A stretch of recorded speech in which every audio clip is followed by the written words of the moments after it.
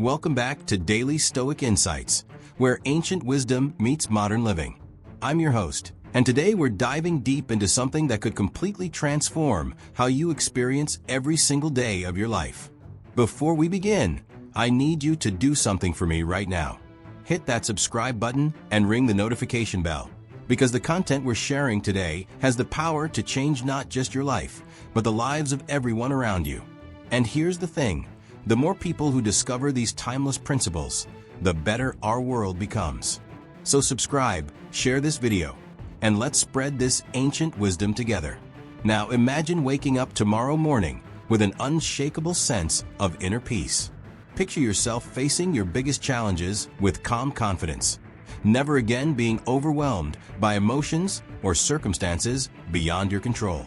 What if I told you that over 2,000 years ago, ancient philosophers developed a practical system for living that can give you exactly that?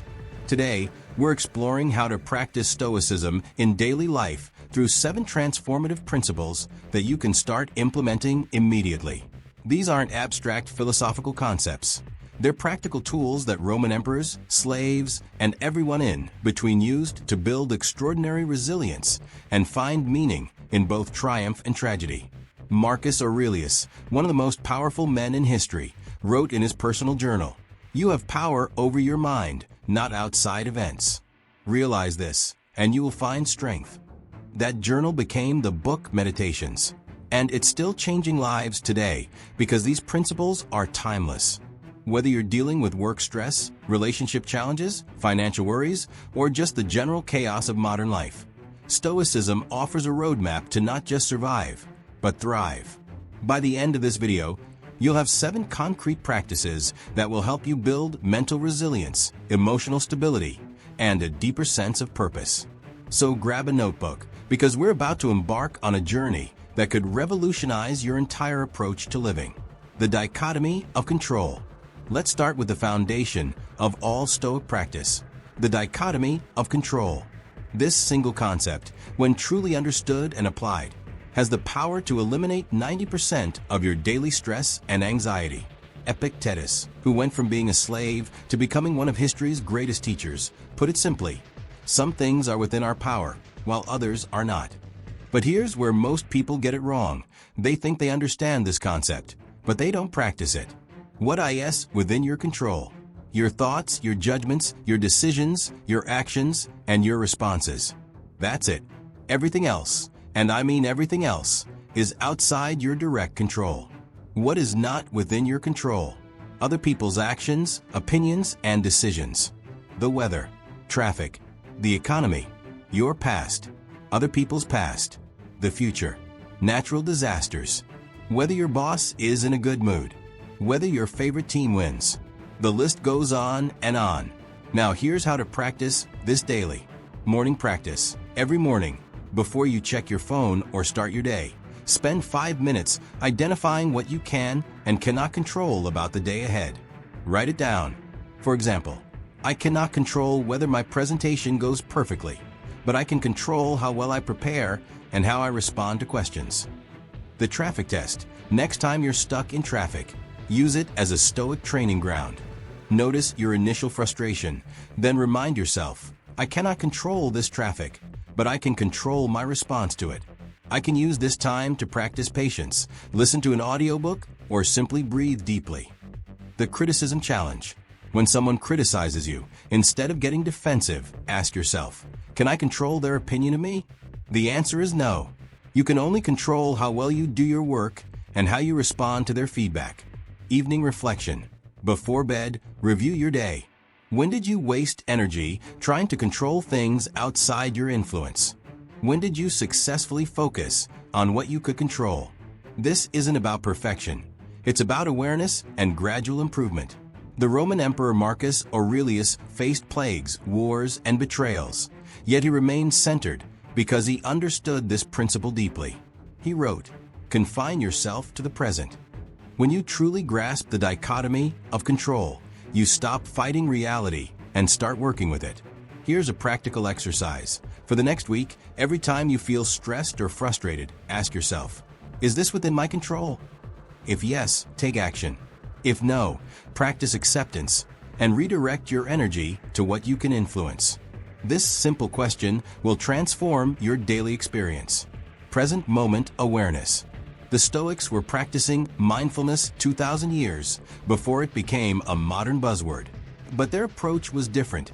It wasn't just about relaxation, it was about clarity, effectiveness, and living fully. Marcus Aurelius wrote, "Confine yourself to the present." This wasn't passive advice, it was a strategic approach to life. When you're fully present, you make better decisions, experience less anxiety, and find more joy in simple moments. Why we struggle with presence. Our minds are constantly time traveling. We replay past mistakes or worry about future scenarios. But here's the truth. Life only happens in the present moment. The past is gone, the future is uncertain. But right now is where your power lies. Daily presence practices. The morning anchor. Start each day by spending 2 minutes fully experiencing your first cup of coffee or tea. Notice the temperature, the taste, the aroma. This simple practice trains your mind to anchor in the present. The Stoic pause. Throughout your day, especially during transitions, take what I call a Stoic pause. Before entering a meeting, before responding to an email, before starting a conversation, pause for 3 seconds and bring your attention fully to the present moment. Mindful walking. The Stoics believed in walking meditation. When you walk from one place to another, instead of being lost in thought, pay attention to your steps, your breathing, your surroundings. Seneca often did his best thinking during walks. The evening review. This is different from just reflection. It's about being present with your day's experiences. Don't just think about what happened, but recall how you felt, what you learned, and how you grew. Technology boundaries. The Stoics valued attention as a precious resource. Create phone-free zones in your day. When you're eating, just eat. When you're with family, be fully with them. When you're working, work with complete focus. Epictetus taught that we suffer not from events themselves, but from our judgments about events. When you're present, you can observe your judgments as they arise and choose more helpful ones. The present moment power practice. Right now, as you're watching this video, notice 5 things you can see, 4 things you can hear, 3 things you can feel, 2 things you can smell, and 1 thing you can taste. This grounds you instantly in the present. Seneca wrote, "Every new beginning comes from some other beginning's end." Each present moment is a new beginning, a fresh opportunity to choose your response, to act with virtue, to live according to your values.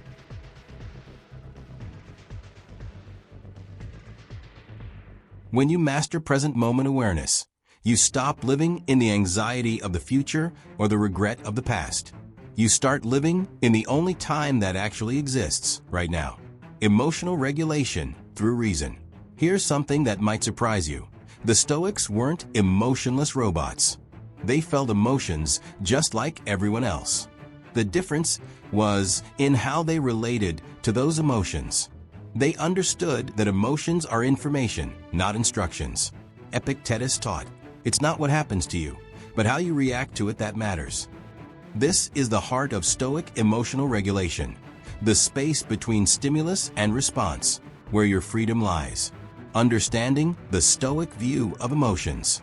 Emotions arise from our judgments about events, not from the events themselves. If someone cuts you off in traffic, the anger you feel isn't caused by their action.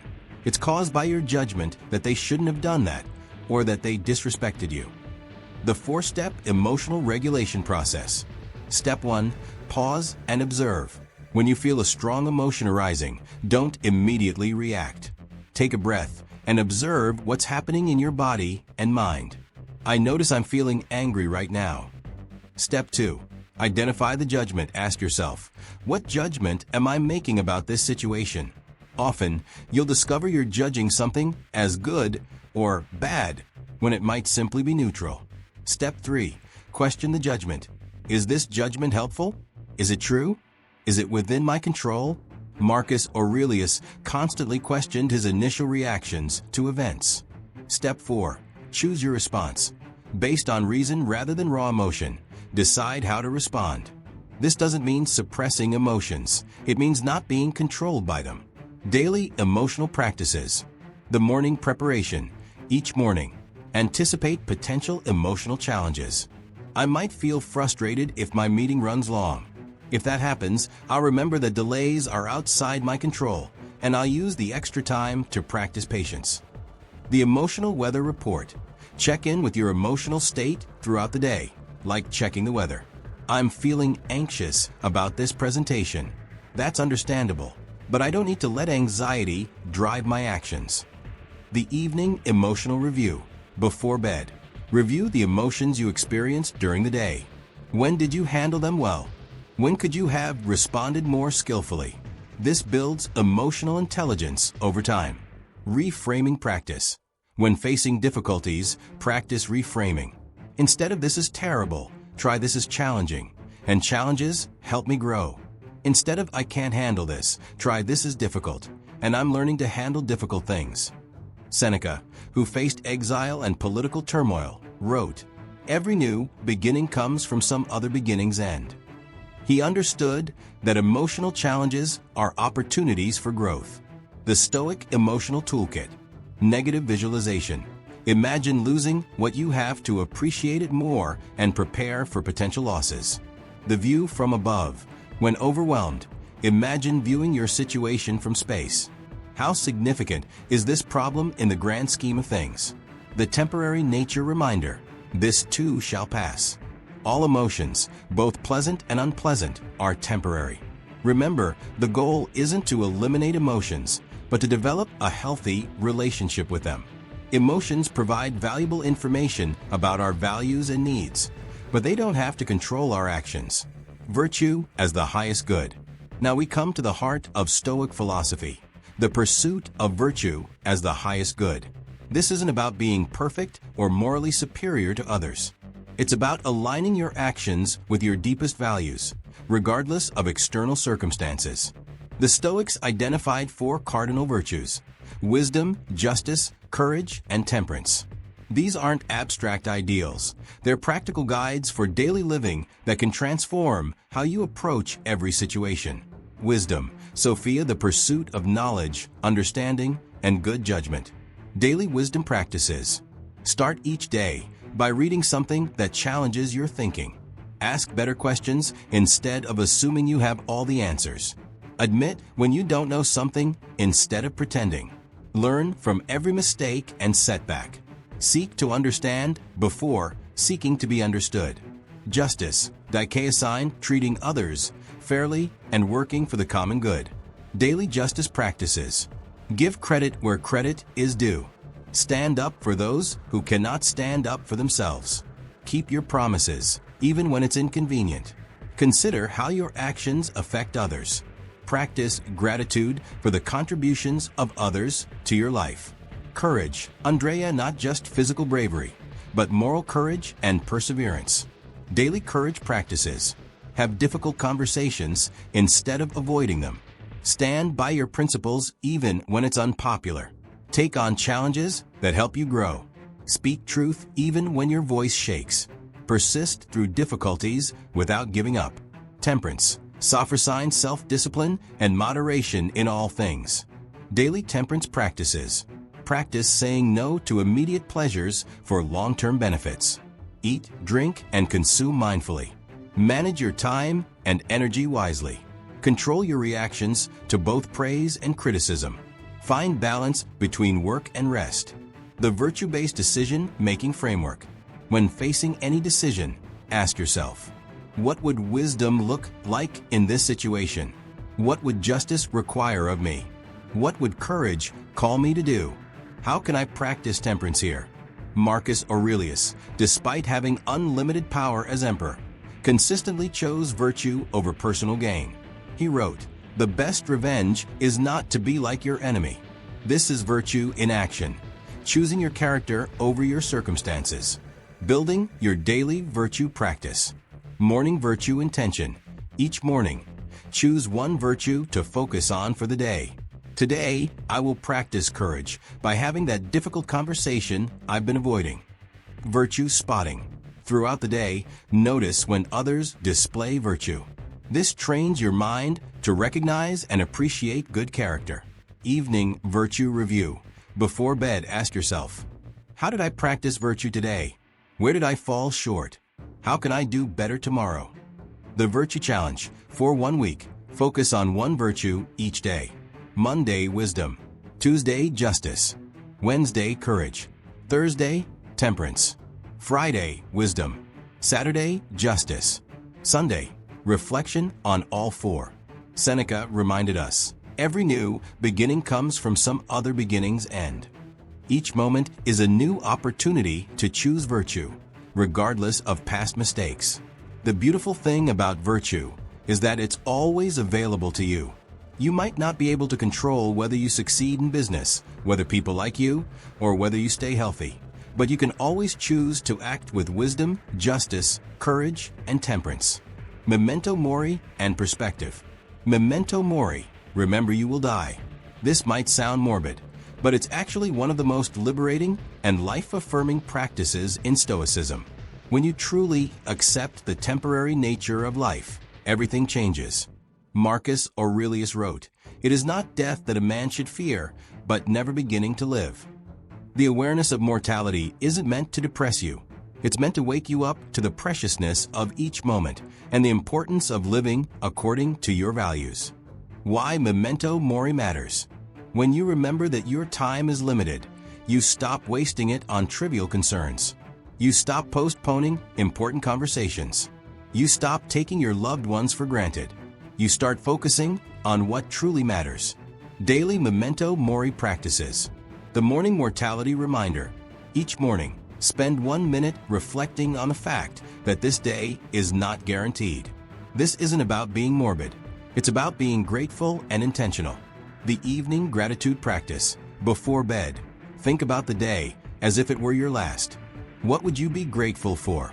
What would you regret? This helps you live more consciously. The legacy question.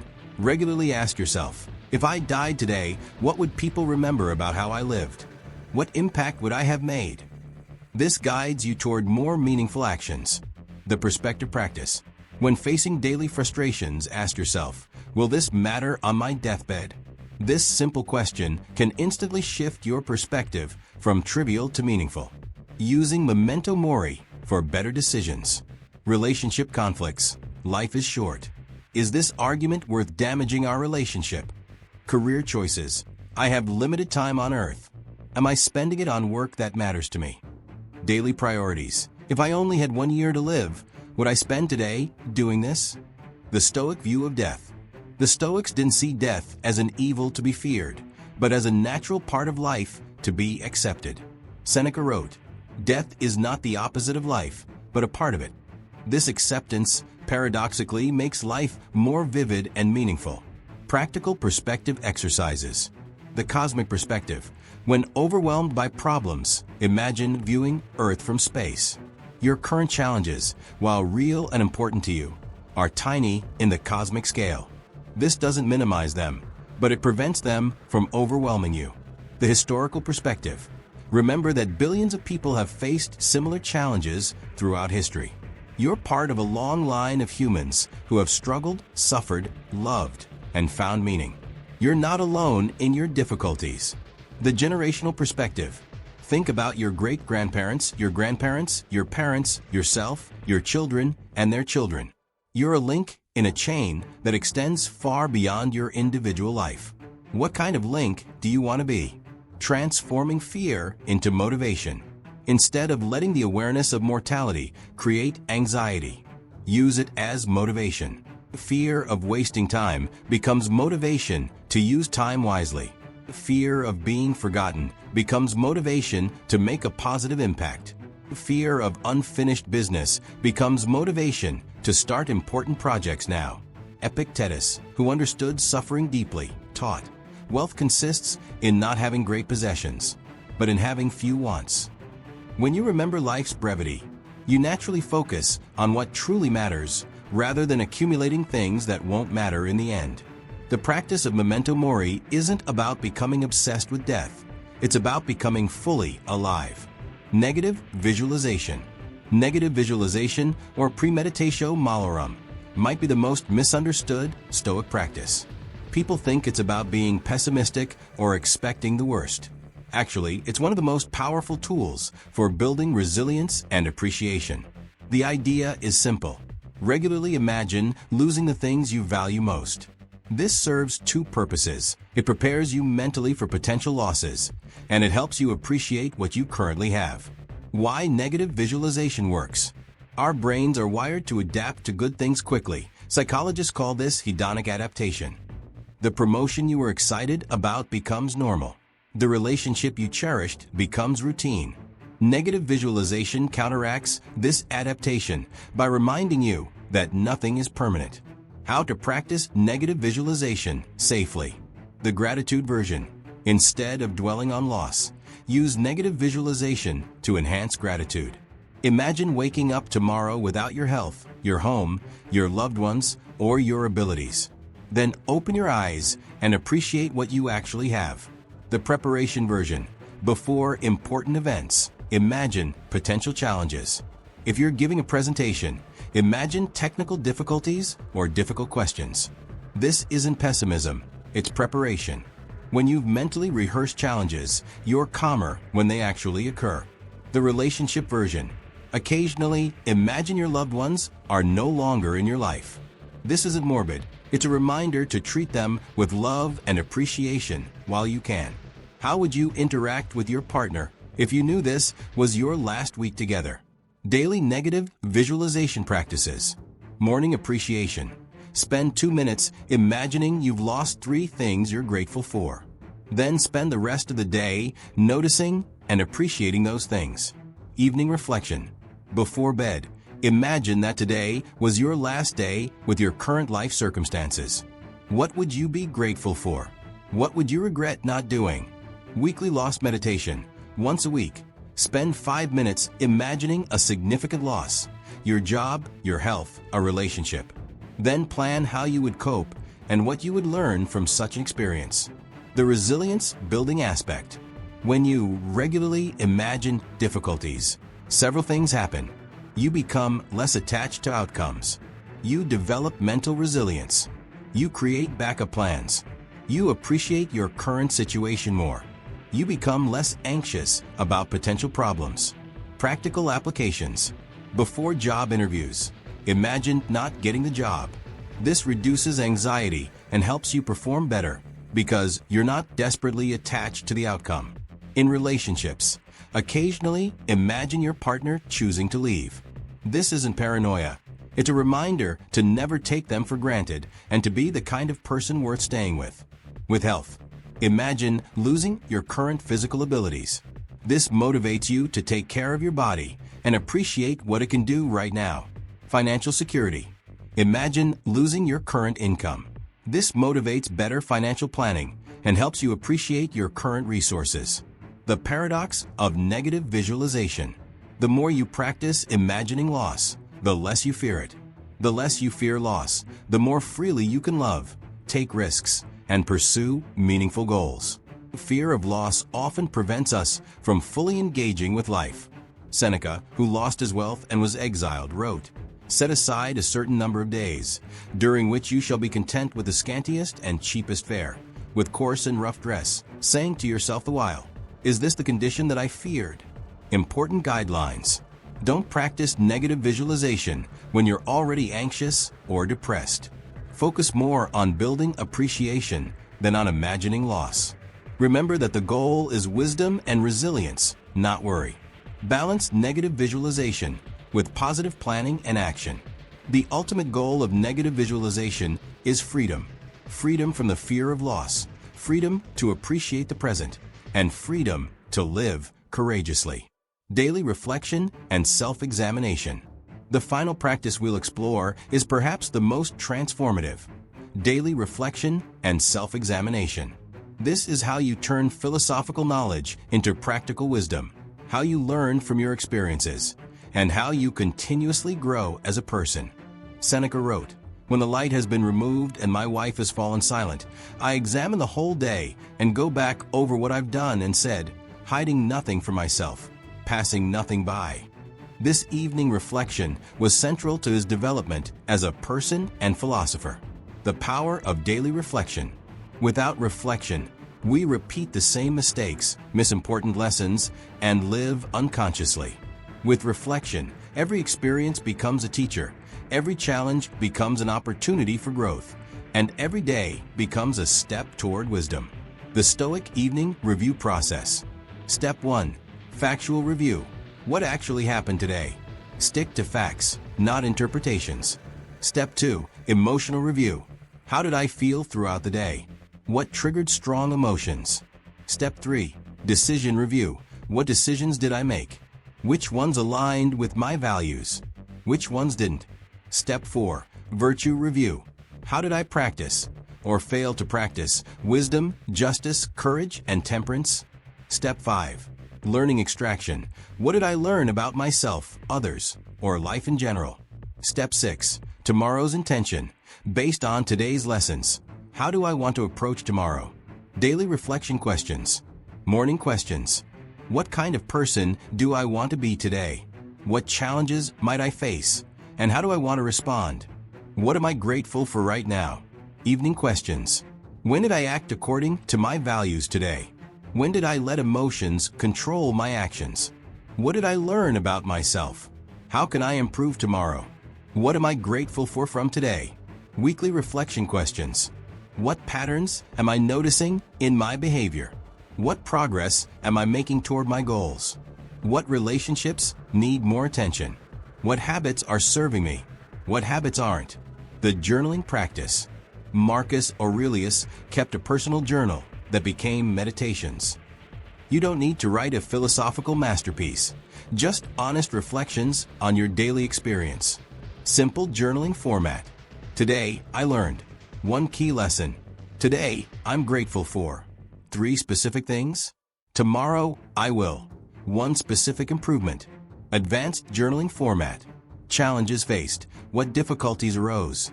Responses chosen. How did I react? Virtues practiced. Where did I show good character? Areas for growth. Where can I improve? Insights gained. What did I learn? The self-examination process. Monthly review. Once a month, review your journal entries. What patterns do you notice? What progress have you made? What areas need more attention? Quarterly assessment. Every 3 months, do a deeper review. Are you living according to your values? Are you growing as a person? What changes do you need to make? Annual reflection. Once a year, reflect on your overall growth and development. How have you changed? What have you learned? What do you want to focus on in the coming year? Common reflection, mistakes to avoid. Self-judgment. Reflection should be honest, but not harsh. You're observing, not condemning. Perfectionism. The goal isn't to be perfect, but to be aware and improving. Rumination. Reflection is forward-looking. Learn from the past, but don't get stuck in it. Inconsistency. Daily reflection works best when it's actually daily. Even 5 minutes is better than nothing. Epictetus taught, no one can hurt you without your permission. Daily reflection helps you understand how you give or withhold that permission, how you choose your responses, and how you can choose more wisely tomorrow. The practice of daily reflection transforms you from someone who simply experiences life to someone who learns from life. It's the difference between living unconsciously and living with intention. Your Stoic journey begins now. We've covered 7 powerful Stoic principles that can transform your daily life. The dichotomy of control. Focus your energy only on what you can actually influence. Present moment awareness. Live fully in the only time that actually exists. Emotional regulation through reason. Feel your emotions without being controlled by them. Virtue as the highest good. Let wisdom, justice, courage, and temperance guide your actions. Memento Mori and perspective. Remember life's brevity to live more meaningfully. Negative visualization. Build resilience and appreciation through mental preparation. Daily reflection and self-examination. Learn from every experience and grow continuously. But here's the truth. Knowing these principles isn't enough. The Stoics weren't interested in academic philosophy. They were interested in practical wisdom that changes how you live. Your 30-day Stoic challenge. For the next 30 days, choose one principle to focus on each week. Week 1. Practice the dichotomy of control. Week 2. Work on present moment awareness. Week 3. Focus on emotional regulation. Week 4. Emphasize virtue in your decisions. Don't try to master everything at once. The Stoics understood that wisdom is built gradually, through consistent daily practice. Remember, you don't have to be perfect. Marcus Aurelius, Seneca, and Epictetus all struggled with these principles. The goal isn't perfection, it's progress.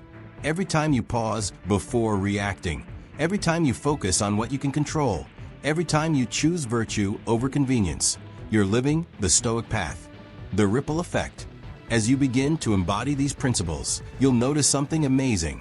Your transformation affects everyone around you. Your calm presence in chaos inspires others. Your focus on virtue elevates conversations. Your resilience gives others permission to be strong. This is why I asked you to subscribe and share this video at the beginning. These ancient principles have the power to create a better world, one person at a time. When you practice Stoicism, you're not just improving your own life. You're contributing to a more rational, compassionate, and resilient society. Your next steps. Choose one principle to focus on this week. Set a daily reminder to practice it. Find an accountability partner or join a Stoic community. Read the original sources, Marcus Aurelius, Seneca, and Epictetus. Be patient with yourself as you develop these new habits. Final thought. Seneca wrote, "Every new beginning comes from some other beginning's end." Today marks the end of living unconsciously and the beginning of living with intention. The end of being controlled by circumstances and the beginning of choosing your responses. The end of seeking happiness in external things and the beginning of finding peace within yourself. The ancient Stoics faced wars, plagues, exile, and death with remarkable equanimity. They discovered that true strength comes not from controlling the world around you, but from mastering the world within you. Your Stoic journey begins now. Not tomorrow, not next week, but right now in this moment. The principles you've learned today are tools waiting to be used. The question isn't whether they work. 2,000 years of practice have proven that. The question is, will you use them? Before you go, I need you to do 3 things. Comment below with which principle resonates most with you and how you plan to practice it this week. Subscribe if you haven't already, because we're building a community of people committed to ancient wisdom and modern growth. Share this video with someone who could benefit from these timeless principles. Remember, the goal isn't to become a perfect Stoic overnight. The goal is to become a little wiser, a little stronger, and a little more virtuous each day. That's how you build an extraordinary life. One day, one choice, one moment at a time. Thank you for joining me on Daily Stoic Insights. Until next time, remember, you have the power to choose your response to whatever life brings. Use that power wisely.